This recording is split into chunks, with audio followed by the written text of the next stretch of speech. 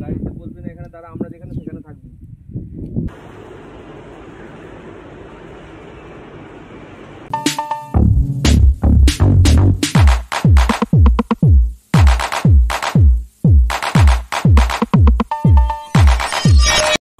Hey guys, welcome back to my channel happy with Mousumi. আশা করি সবাই ভালো আছেন, আমিও ভালো আছি। তো আমি এখন পৌঁছে গেছি হচ্ছে পঞ্চলিঙ্গেশ্বর টেম্পল, যেটার কথা আগের ব্লগে বলেছিলাম। যারা আগের পার্টগুলো দেখেননি তারা প্লিজ গিয়ে দেখে আসুন, নাহলে এরম মাঝখান থেকে কিছু বুঝতে পারবেন না।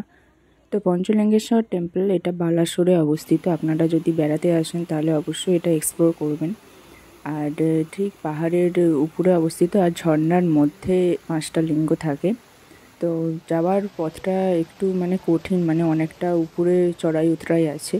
আর এই যে দেখুন, আমি এখন ওই জলের মধ্যে হাত দিয়ে 5টা লিঙ্গ আপনি ছুঁতে পারবেন।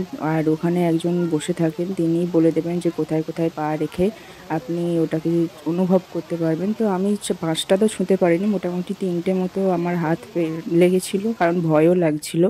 সেই কারণে আমি তাড়াতাড়ি করে চলে এলাম। একবার হড়কে গেলেই ওখানে অবস্থা খারাপ হয়ে যাবে। তবুও ভগবান যদি চায় তাহলে তো আপনি ছুঁতে পারবেনই। একটা ছুঁতে পারলেও আপনার সার্থক, কারণ পরস্পর 5টা লিঙ্গ আছে একদম কাছে কাছে। আর এখানে এত পুজো দেয়, এই জন্য এখানটা একটু ওইসব প্লাস্টিকের জিনিস পরে নোংরা হয়ে আছে, কিন্তু জায়গাটা ভীষণই পবিত্র। আর এই যে লাল কাপড় দেখছেন, এগুলো মানুষ আসে মনস্কামনা যখন করে তখন এগুলো বেঁধে যায়, আবার পূর্ণ হয়ে গেলে এগুলো খুলে দিতে হয়। আর আমরা পুজো দিলাম। আর এই যে দেখুন, এই জায়গাটাতেই আছে 5টা লিঙ্গ, কিন্তু সেরকম দেখা সম্ভব নয়, আপনাকে অনুভব করতে হবে। ওখানে এসে পুজো দিলে তবে বুঝতে পারবেন, যখন ছোবেন তখন অনুভব করতে পারবেন।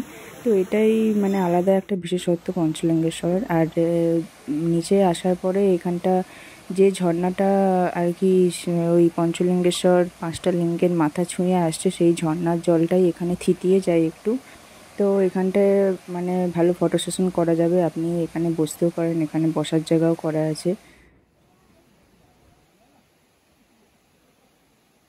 তো আমরা ওখানে কিছুক্ষণ টাইম স্পেন্ড করে এখন এবার চলে যাব লাঞ্চ করার জন্য, কারণ ভীষণ খিদে পেয়ে গেছে।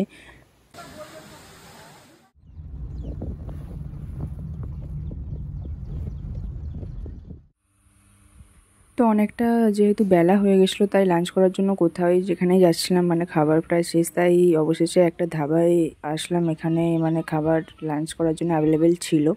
তো রাস্তার ধারেই এই ধাবাটা। তো তাড়াতাড়ি করে লাঞ্চ করে নিয়ে এখন আমাদের চলে এসেছি নীলগিরি গেস্ট হাউস, যেটা সম্পূর্ণ পাহাড়ের মধ্যেই আছে আমাদের। তো এই যে আমাদের গেস্ট হাউসটা, তো আমাদের আছে একদম টপ ফ্লোরে, কারণ ওখান থেকে ভিউটা দেখতে ভালো লাগবে সেই জন্য।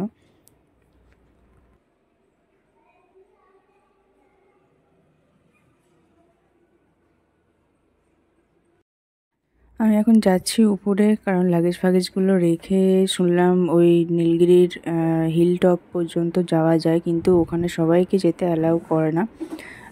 একমাত্র পারমিশন নিয়ে আপনি যদি যেতে পারেন তো সেটাই সম্ভব, না হলে আদার্স আম পাবলিকের জন্য আর কি খোলা নয়। আর এখন রুমটা দেখিয়ে দিচ্ছি।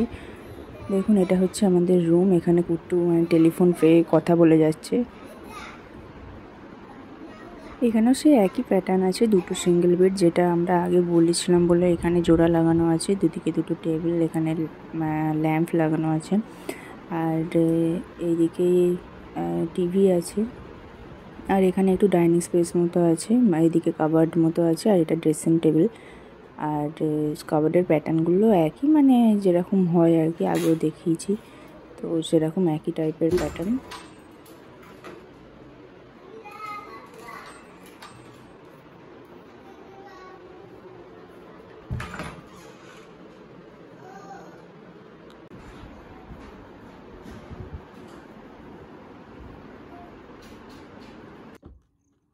আর এই যে দেখুন, এখন নীলগিরির হিলটপের এটা মিডিল পোর্শন বলতে পারেন, মধ্যিখান পর্যন্ত এসছি। আর এখান থেকে এত সুন্দর ভিউটা আসছিল, তো আমি ভাবলাম একটু নিয়ে নিই। আর এখন যাচ্ছি হচ্ছে একদম হিল টপ পর্যন্ত। তো যেহেতু অন্ধকার নেমে আসছিলো ওই জন্য বারণ করা হয়েছিল যে এই সময় না যেতে, কারণ ওপেন রাস্তার মধ্যে বেরিয়ে পড়ে অনেক জন্তু জানোয়ার আসে আর কি। তো সেই জন্য আমরা একদম টপ পর্যন্ত যাইনি, সেটা যাব কালকে। আর এইখানে দেখুন সন্ধে প্রায় নেমে গেছে আর আকাশে মেঘও আছে আর একটা সুন্দর সানসেট যেটা সাক্ষী হতে পেরেছি, আর সেটা আমার শর্টসে অলরেডি আপলোড করা আছে। আপনারা চাইলে শর্টসও চেক করতে পারেন, সেখানেও আমি কিছু কিছু ভিডিও আপলোড করে দিই। তো এই যে দেখুন দারুণ সুন্দর একটা সানসেট যেটা দেখতে পেয়েছি।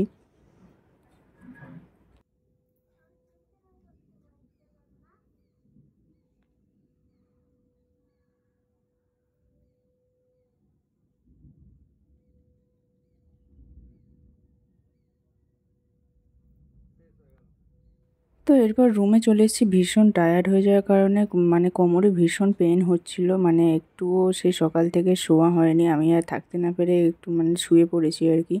আর ব্লগটাই আজকে এখানে শেষ করছি। কালকে আমি দেখাবো যে রাস্তায় আমি মানে যেতে যেতে কি কি দেখতে পেলাম, মানে নীলগিরি হিলটপে যেতে যেতে কি কি দেখতে পেলাম সেটা সারপ্রাইজ থাক, সেটা নিয়ে একটা অন্য ব্লগে দেখাবো। তো ততক্ষণের জন্য আসলাম, টাটা।